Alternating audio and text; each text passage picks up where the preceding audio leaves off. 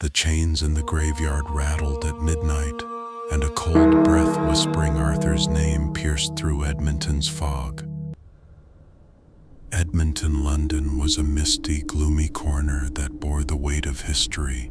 The moss-covered garden of All Saints' Church, in defiance of the laughter from the primary school next door, preserved the silence of the dead who had lain there for centuries. Arthur was only 6 and overly sensitive. His nightmares were always the same: a heavy Gothic church tower and blackened bells that emitted a deafening hum even though they never rang. The tower was calling him, but the call was neither a sound nor a whisper. It was the pure vibration of an uncontrollable rage. His parents were worried. He awoke with a start every night at precisely midnight. They saw the fear in Arthur's eyes. Worst of all, recently the tower's hum had been accompanied by another thin, trembling voice. Too much noise, too many sounds. Make them stop. That night, Arthur could endure no more. As the hum echoed in his bones, the tower grew impatient. He quietly left the house and walked towards the graveyard, as if pulled by an invisible thread.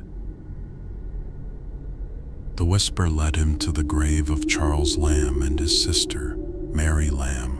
The rusty chain around the vine-choked stone seemed to be strained, as if stretched tight to hold something inside. Beneath the stone silence, Arthur sensed the volatile, sharp breath of a woman's unhinged mind. Exhausted, Arthur knelt, resting his head against the marble etched with Charles Lamb's name. The whisper led him to the grave of Charles Lamb and his sister, Mary Lamb. The rusty chain around the vine-choked stone seemed to be strained, as if stretched tight to hold something inside. Beneath the stone silence, Arthur sensed the volatile, sharp breath of a woman's unhinged mind. Exhausted, Arthur knelt, resting his head against the marble etched with Charles Lamb's name. The whisper was now very close, coming from the stone, deep and melancholic. "Arthur, I want you, Arthur." In one last moment of surrender, Arthur fell asleep upon the grave. With his eyes closed, the hum from the church bell tower turned into a real sound, first a low, deep tone, then a rapidly escalating, horrifying clash of metal on metal.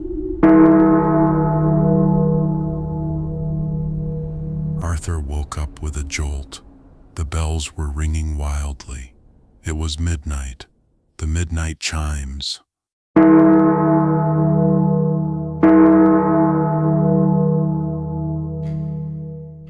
It wasn't just the sound. The gravestones were dancing. The earth was trembling. The hum of his nightmare had returned, but now it was emanating from the grave.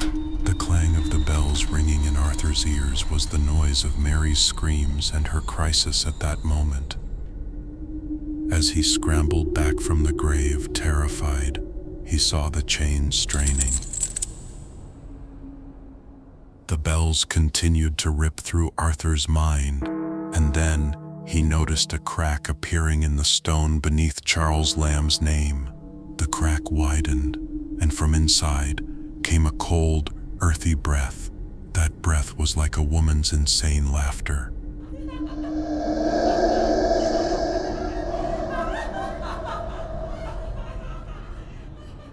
But within those whispers, Mary's thin voice was sharp and distinct like a knife. "Arthur, Arthur, silence now. You are mine." The dreadful smell emanating from the crack in Charles Lamb's grave seared Arthur's nostrils, and then the ivy slowly pulled back from the edges of the tomb, as if an invisible hand were lifting it. Arthur looked down into the dark, muddy cavity within the grave, and there he saw only a pair of glowing, ancient and melancholic eyes.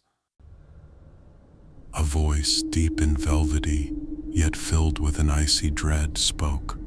"Welcome, little victim. Sleep time is over. The church bells struck one last deafening blow.